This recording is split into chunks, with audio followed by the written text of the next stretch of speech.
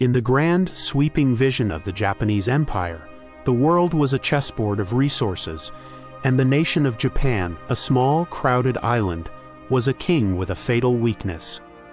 To wage a modern war, a nation needs many things: steel, rubber, iron. But above all, it needs oil. Oil is the lifeblood of a mechanized army, the fuel for a modern fleet, the very substance of empire. And Japan, for all its military prowess and ancient warrior traditions, had almost none of it. The entire Japanese strategy for the Pacific War, from the meticulous planning of the Pearl Harbor attack to the lightning conquests of 1942, was predicated on a single, desperate gamble: to seize the oil-rich territories of the Dutch East Indies, modern-day Indonesia, and the resource fields of Southeast Asia.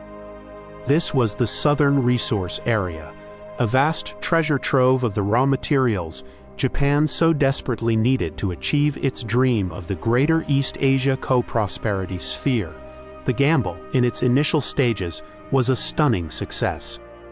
In a series of brilliant, lightning-fast campaigns, Japanese forces seized Borneo, Sumatra, and Java, capturing the vast oil fields and refineries largely intact. For the first time in its history, the Japanese Empire had its hands on a seemingly inexhaustible supply of black gold. A great continuous stream of oil began to flow north, a vital artery pumping life into the Japanese war machine. Aboard their flagships in the great naval bases of Truk and Kure, the admirals of the Imperial Japanese Navy looked at their strategic situation in early 1943 with a sense of profound, almost arrogant confidence. They had weathered the shocking defeat at Midway, but had since stabilized their defensive perimeter. They had calculated their new reality. With the Southern Resource Area now firmly under their control, their statisticians and logistics officers presented them with a comforting set of numbers. They calculated that, even with the demands of a protracted war against the United States, they now had enough oil reserves and a steady enough supply to fuel their fleet and their industry for years to come. They believed they had solved their fatal weakness. This confidence was rooted in a deep, cultural and professional disdain for one particular arm of the United States Navy, the submarine force. The Japanese naval doctrine, forged in the tradition of the great battleship duels and the new glorious age of the aircraft carrier, was obsessed with the decisive battle. War at sea was a matter of honor, a clash of great fleets in a single cataclysmic engagement. The role of the submarine, in their view, was as a scout, or perhaps to be used in daring attacks against enemy warships. The idea of a submarine campaign against defenseless merchant shipping, a guerre de course, was something they considered dishonorable, a cowardly tactic beneath the dignity of a true warrior. They projected this worldview onto their enemy. They could not conceive that the Americans would make such a cowardly form of warfare the central pillar of their naval strategy. Furthermore, their own anti-submarine warfare (ASW) capabilities were primitive and neglected. They viewed the task of escorting convoys as a secondary, defensive, and deeply unglamorous duty. The best officers and the newest ships were assigned to the fleet's glorious battleships and carriers, not to the plodding, tedious work of protecting ugly, slow-moving oil tankers. Their convoys were often poorly organized, lightly escorted, and followed predictable, well-charted shipping lanes. They were, in effect, a flock of fat, slow sheep protected by a handful of sleeping shepherds. The Japanese admirals had made a second, equally fatal, calculation.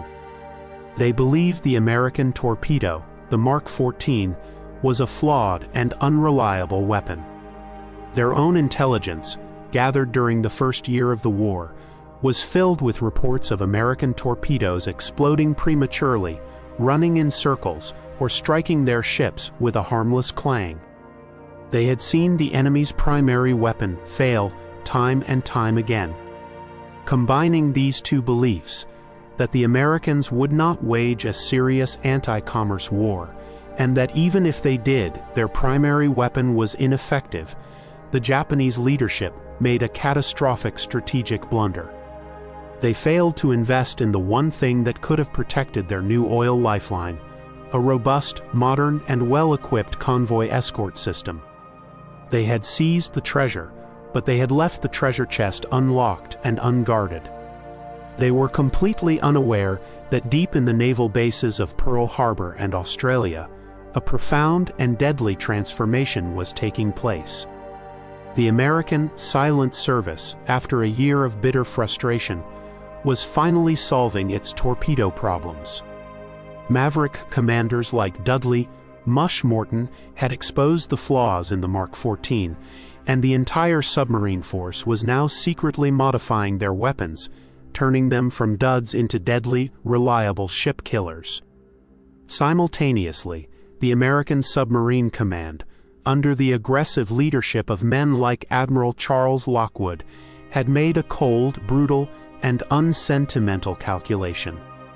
They knew they could not win a decisive battle against the full might of the Japanese fleet, not yet. But they could bleed the Japanese Empire to death.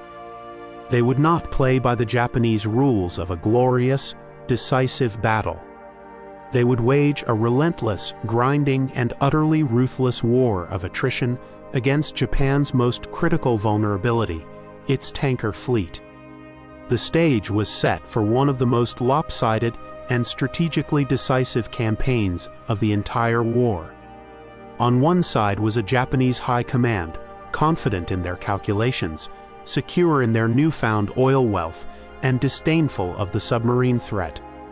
On the other side was a newly confident and rearmed American submarine force, about to be unleashed with a single simple directive: find the black stream of oil flowing from the south to Japan and cut it.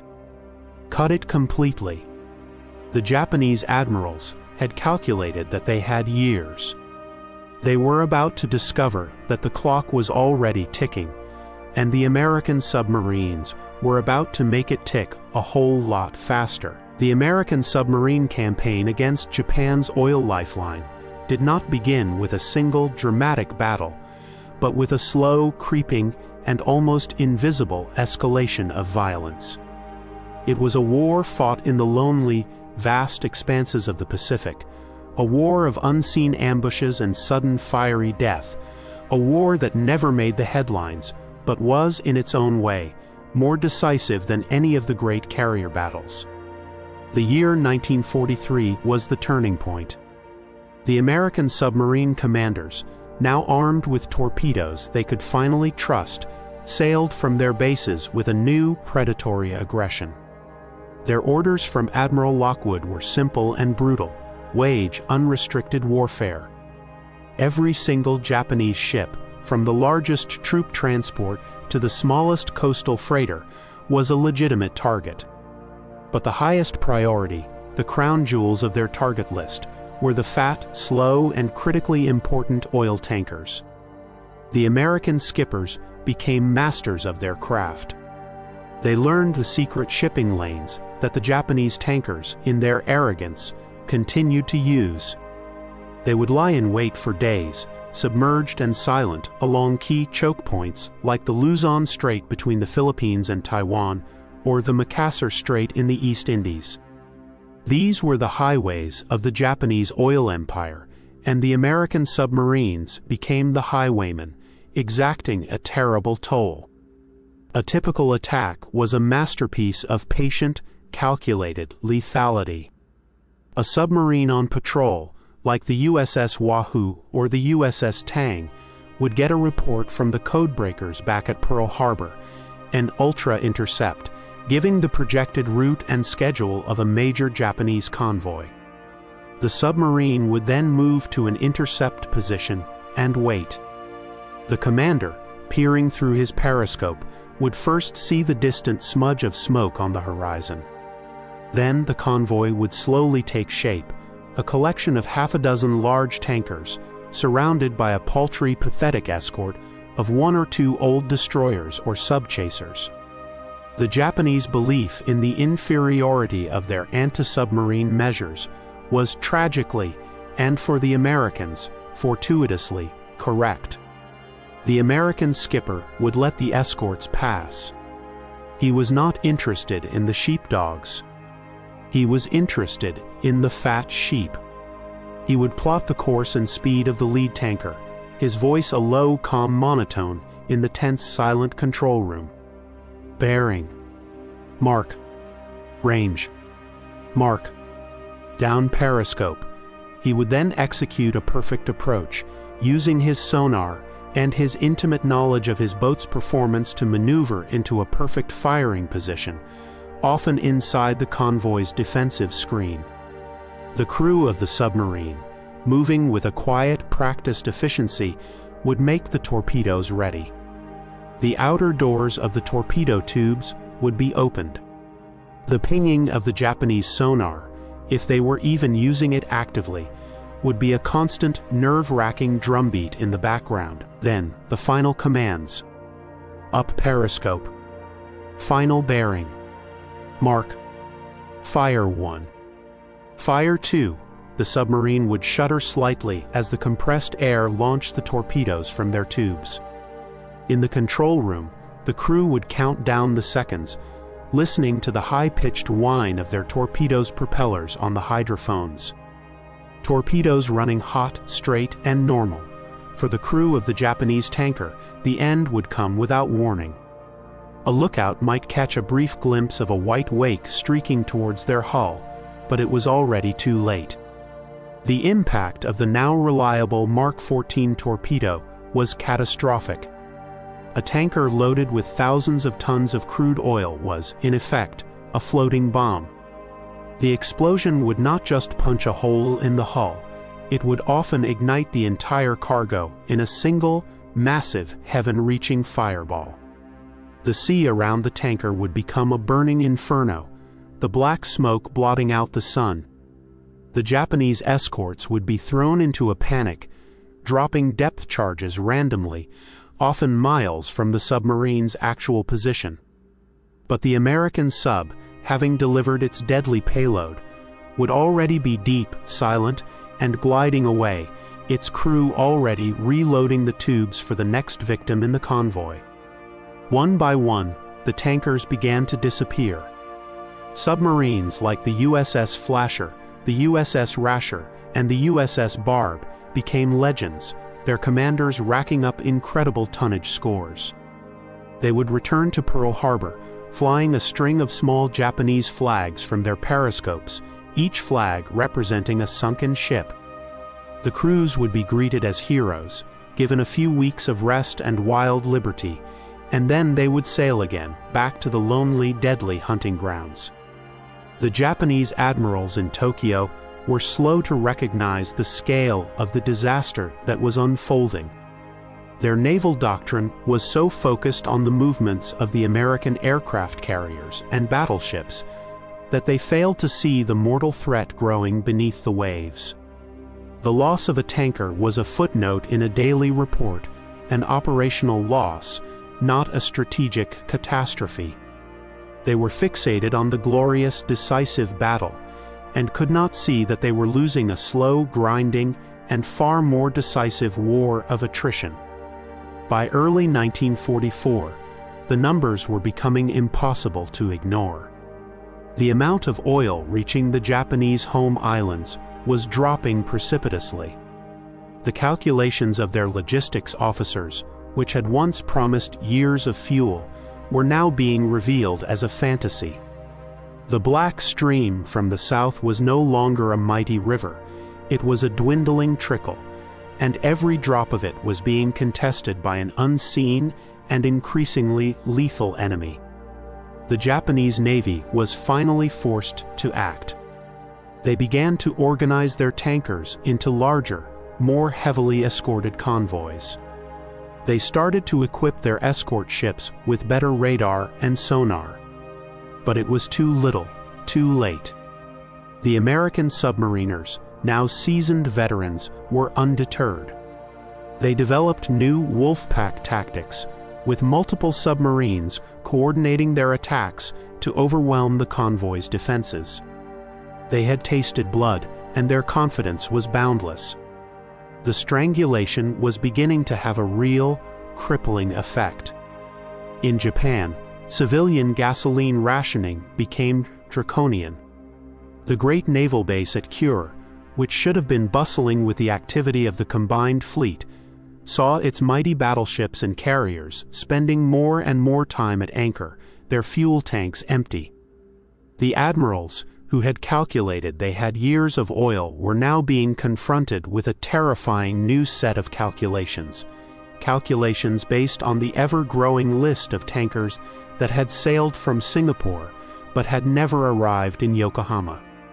They were beginning to realize that the decisive battle of the Pacific was not being fought between great fleets of carriers, but in the dark, silent depths, by an enemy they had fatally underestimated. By the middle of 1944, the American submarine campaign had transformed from a successful war of attrition into a strategic masterstroke that was actively shaping the outcome of the Pacific War's greatest battles. The unseen strangulation was no longer just crippling Japan's industry, it was now paralyzing its military. The Japanese admirals, who had once been confident in their multi-year oil supply, were now facing a crisis of terrifying proportions, a crisis that would turn their mighty fleet into a hollow, empty fist. The most dramatic demonstration of this came during the Battle of the Philippine Sea in June 1944, an event the Americans would nickname the Great Marianas Turkey Shoot. The Japanese Navy, in a desperate attempt to halt the American invasion of the Mariana Islands, sortied its last great carrier force, the Mobile Fleet, for a final, decisive battle. This was the moment the Japanese Naval Command had been dreaming of. But the fleet that sailed to meet the Americans was a shadow of its former self. Its ships were powerful, but their fuel tanks were not full. More critically, its air groups were filled with hastily trained, inexperienced pilots. The veteran aces who had dominated the skies in the early years of the war were mostly gone, many of them lost in the carrier battles of 1942. Japan had been unable to replace them, not for a lack of brave men, but for a lack of the one thing essential for training a modern pilot: aviation fuel. The American submarine campaign had so choked the flow of oil to Japan that the home islands were experiencing a crippling fuel shortage. The training programs for new naval aviators had been drastically cut. Young pilots were being sent into combat with a fraction of the flight hours of their American counterparts. They were being asked to fly high-performance aircraft like the Zero, but they had not been given enough fuel to truly master them. The battle was a catastrophe for the Japanese. In 2 days of fighting, the inexperienced Japanese pilots were slaughtered by the veteran, well-trained American aviators of Task Force 58. It was a turkey shoot. But the most humiliating and strategically devastating losses for the Japanese were inflicted not by American planes, but by 2 American submarines. The brand new Japanese armored carrier Teiho, the pride of the fleet and its flagship, was hit by a single torpedo from the USS Albacore. The initial damage was not considered critical, but poor damage control and the buildup of aviation fuel vapors led to a massive internal explosion 6 hours later, and the great carrier sank. Later that same day, the veteran carrier Shokaku, a survivor of Pearl Harbor and Coral Sea, was hit by a spread of torpedoes from the USS Kavala and also sank. 2 of Japan's most powerful fleet carriers, destroyed by submarines in the middle of the war's greatest carrier battle. The Japanese admirals had been so focused on the enemy they could see in the sky that they had been gutted by the enemy they had ignored beneath the waves. The empty fist of the Japanese Navy had been shattered. The situation only grew more desperate for Japan. The American submarines, now operating with near-total impunity, tightened the noose. They became bolder, more audacious. They began to penetrate the heavily mined and patrolled waters of the Sea of Japan itself, a body of water the Japanese considered their own private lake. In a series of daring wolf-pack operations like Operation Barney, American submarines would sneak through the narrow straits and then wreak havoc on the last remaining coastal shipping lanes that were keeping Japan's economy from total collapse. The most symbolic sinking of the entire campaign came in November 1944. The target was the Shinano, a ship that represented both the height of Japanese naval ambition and its ultimate folly. The Shinano had been laid down as the third of the Yamato-class super battleships. After the disaster at Midway, she was converted mid-construction into a massive, heavily armored aircraft carrier, the largest warship in the world. She was supposed to be a mobile, unsinkable fortress, a key to turning the tide of the war.